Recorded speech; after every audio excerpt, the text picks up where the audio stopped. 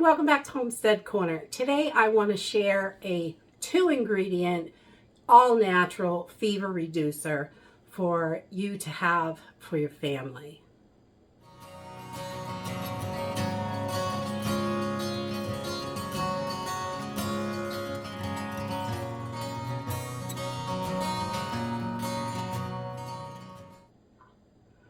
So this all-natural fever reducer is something that's been handed down through our family for generations. It's something that my grandmother's grandfather made for his family. My grandmother made it for our family, my parents.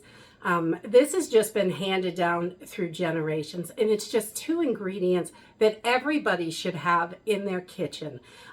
This recipe, honestly, I have used it my whole life, and it's not delicious. It's not fruity and grapey like anything you're going to get at the store, but it works. I don't know anyone that it hasn't worked on, and the science behind it is, the natural ingredients just work. So this is totally the easiest thing you are ever going to do. My grandmother made this for all of us our whole lives. And we have here just 3 tablespoons of blackstrap molasses.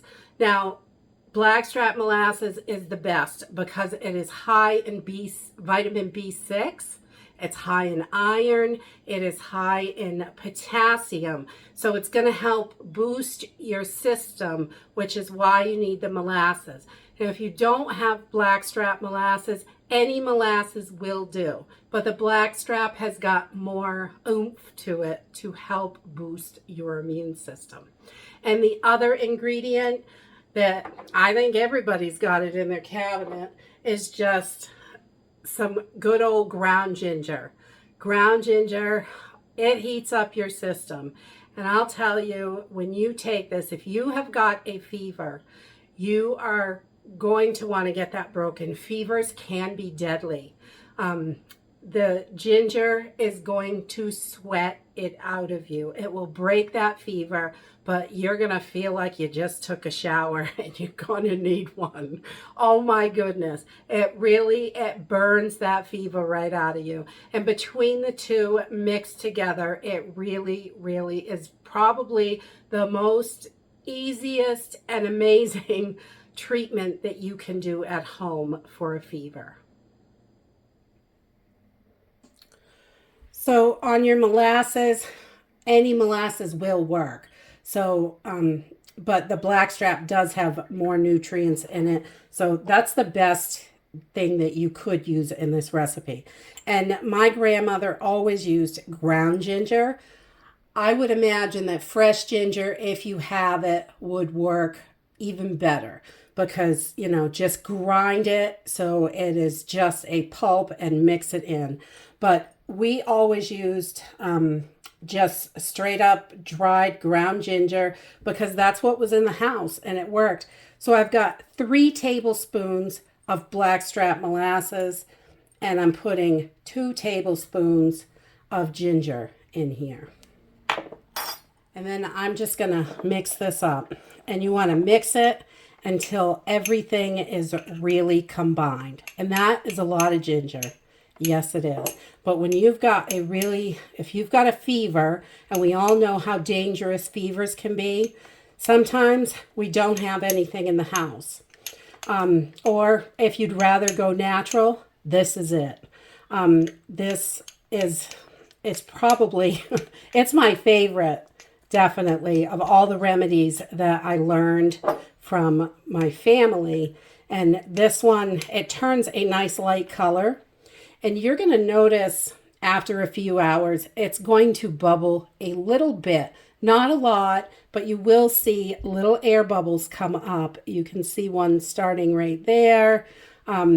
You'll see that, and that's okay. Now, I personally, my grandmother always just wrapped it, covered it over, and left it right out on the counter. And this is enough to break your fever.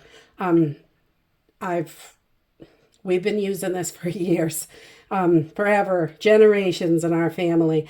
And this, we take it 1 to 2 teaspoons every 4 hours until that fever breaks. A lot of times I'll take an extra 2 teaspoons after just to make sure I got it all out. But I've never had to make a second batch, and usually the second time I take it, that's it. You fall asleep and you wake up soaked from that fever breaking, and you just sweat it right out. This ginger will burn it right out of you, which is wonderful. And then once you've got that fever broken, you can start to get better, which is good. And as a reminder, this is not delicious. It tastes kind of awful, but this will work. This will cut that fever. It will break it, and you will be able to get past it with this. I have never met anybody that it didn't work for. I mean, everybody's system is different, and if you can't eat ginger or molasses, obviously you can't have this. But as long as you can eat those 2 items and they don't bother you, this is going to be the best fever reducer ever. And I personally was sick this week. That's why I thought to bring you this video. I was down Monday with a fever in bed all day, and I couldn't get out of bed. I took this Monday night because I like to wait it out a little bit. You know, when something first happens, I'm like, yeah, I'll just lay down, maybe it'll pass. But, you know, I'm not big on going to the doctors, but I love to do home remedies whenever possible and go to the doctors when I have to. So this is all natural. And I'll tell you, I was down Monday. I broke the fever Monday night with this. And yesterday I was recuperating, but well enough to upload a pre-recorded video. So that was good. And today I feel much, much better. And I'm very happy that I'm able to bring you this recipe. I figured where I just used it and how important it is to us to know that just in the kitchen, we've got something that can break a fever in, you know, literally just a couple hours, sometimes less. 1 to 2 teaspoons every 4 hours.